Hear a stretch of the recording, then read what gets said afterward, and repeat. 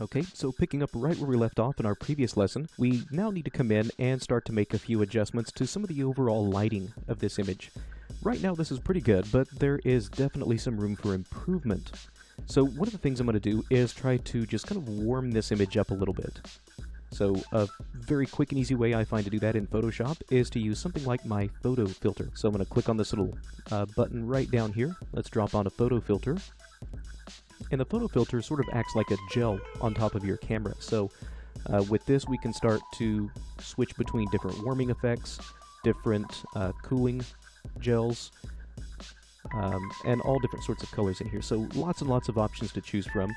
As I mentioned, I'd like to try to warm this up a little bit. So I'm going to go with maybe an orange or a red, maybe even a yellow, but in this case it looks like orange is going to work for me. Now with this default density, that may be a little bit too strong. So I'm going to try to go with something maybe a little bit more subtle, maybe around 10 or 11. There we are. And it's a very, very subtle difference, but you can see it just kind of helps to warm this image up just a little bit more, which is probably what we would expect to see if this were, again, outdoor, middle of the day. We would probably expect to see a little bit more of that warmth from the sunlight.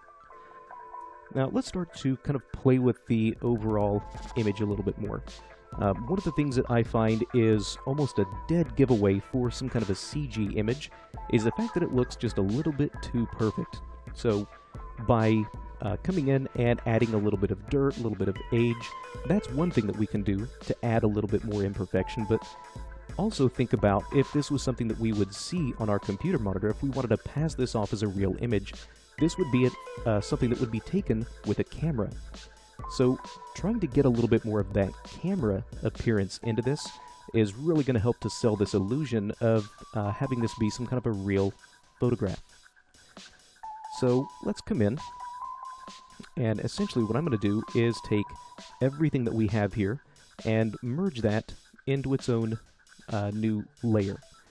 So I'm going to select this top layer, and this is going to require a little bit of dexterity for your fingers. We're going to press Control, Alt, Shift, and E on our keyboard. And what that'll do is collapse all of these different layers and make a duplicate of what those all look like. So now we have this new layer up top.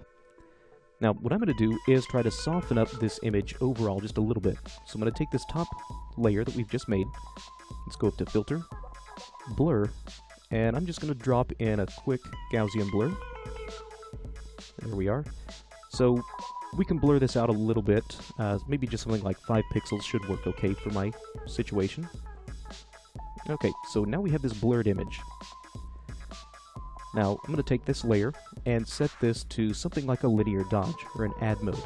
And you can see that gives us sort of this really nice bloom effect because we have this blurred layer that is now sort of sitting on top of this nice sharp layer. So it gives us, again, kind of this nice light bloom effect.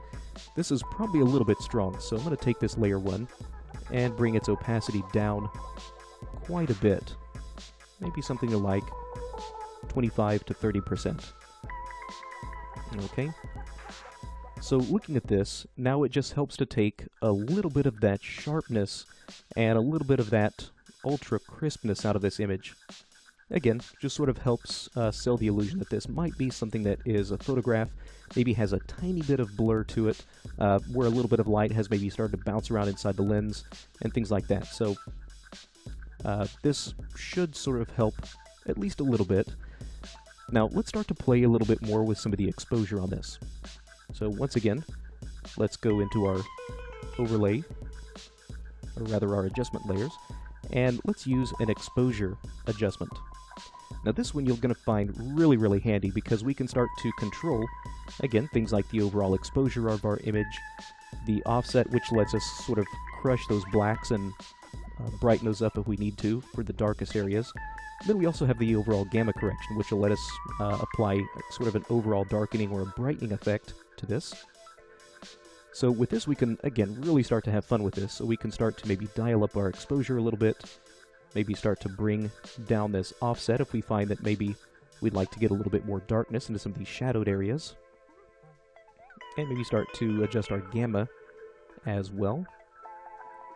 Now what's nice is that we can start to get really, really selective on this. So if we have areas that maybe we really want to darken up a little bit more, like this section of our steps here, what we could do is, once we get the image as a whole looking pretty good, we can drop in another exposure just for these areas.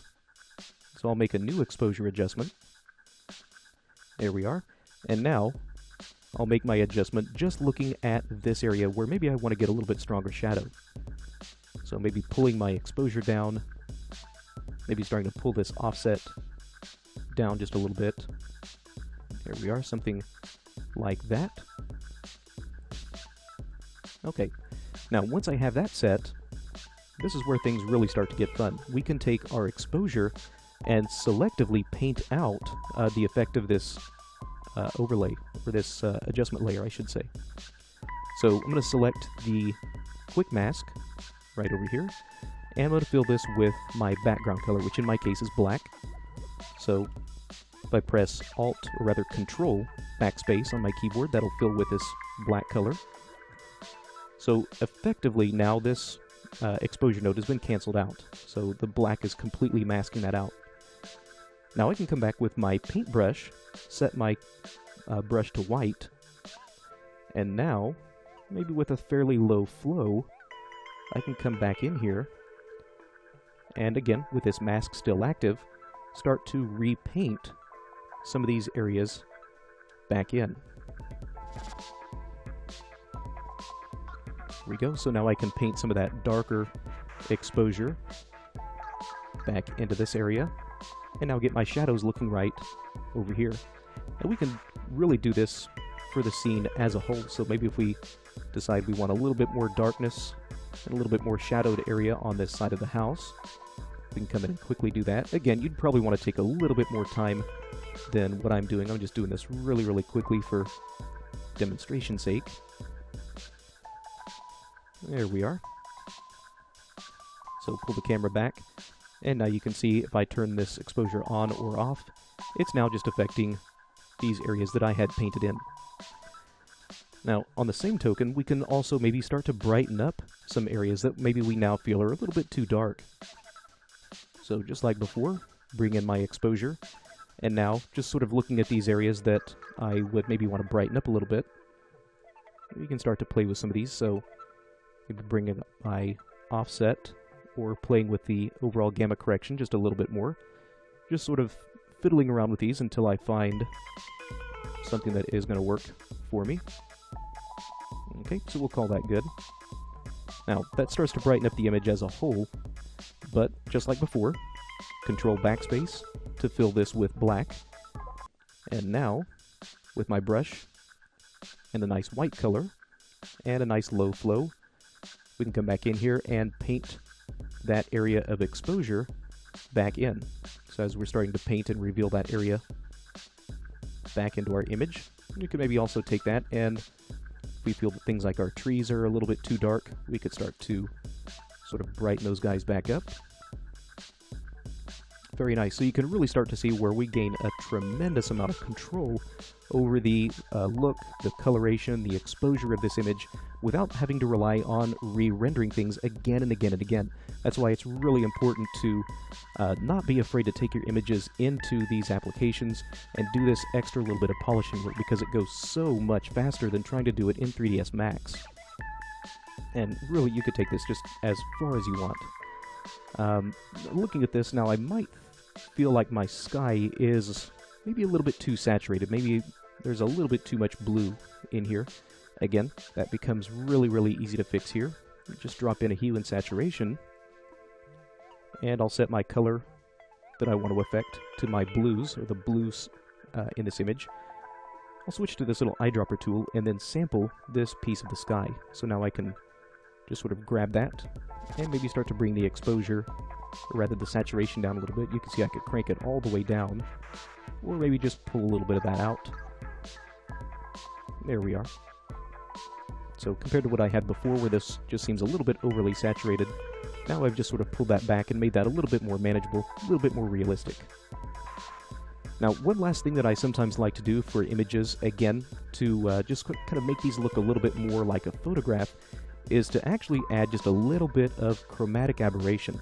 Now, That sounds like a big fancy word, but it's really just a matter of simulating sort of the way that a camera lens behaves in real life. Now we can do this very quickly in Photoshop by using our lens correction filter. Now you notice at the moment this is grayed out, and that's because this particular filter doesn't work on a 32-bit image. So we need to change this to an 8-bit. So just go up to Image, Mode, and we'll set this down to an 8-bit per channel.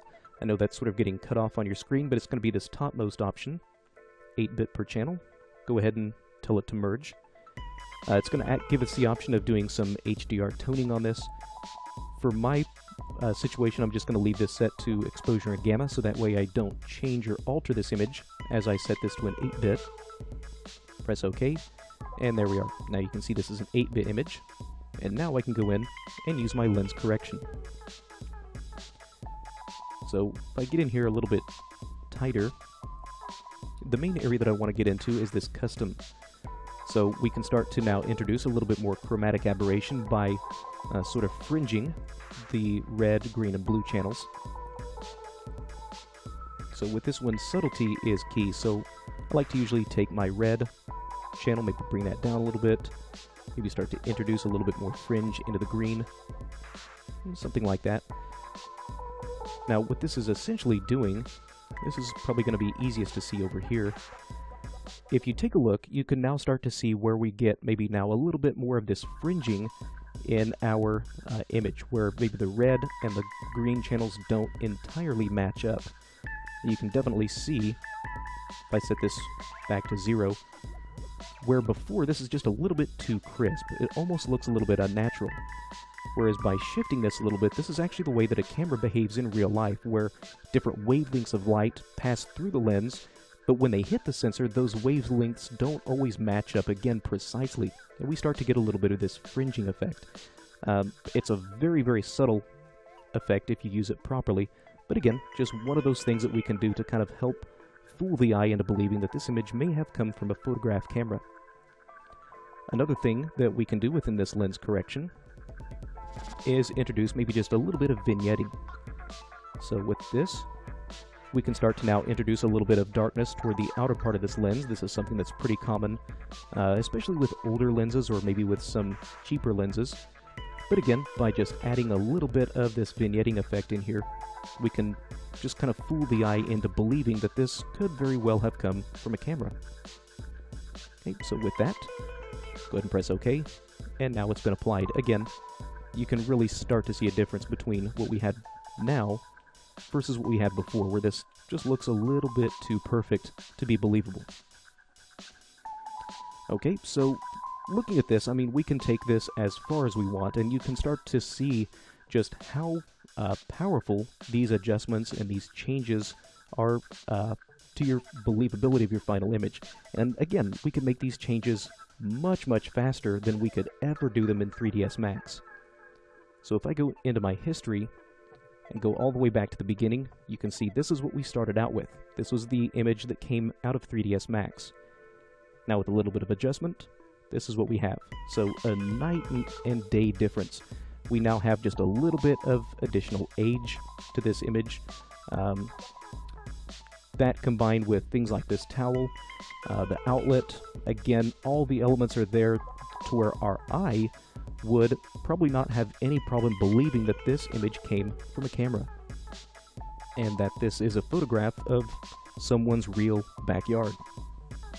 Okay, so that'll now bring us to the conclusion of this exterior rendering course for 3ds Max.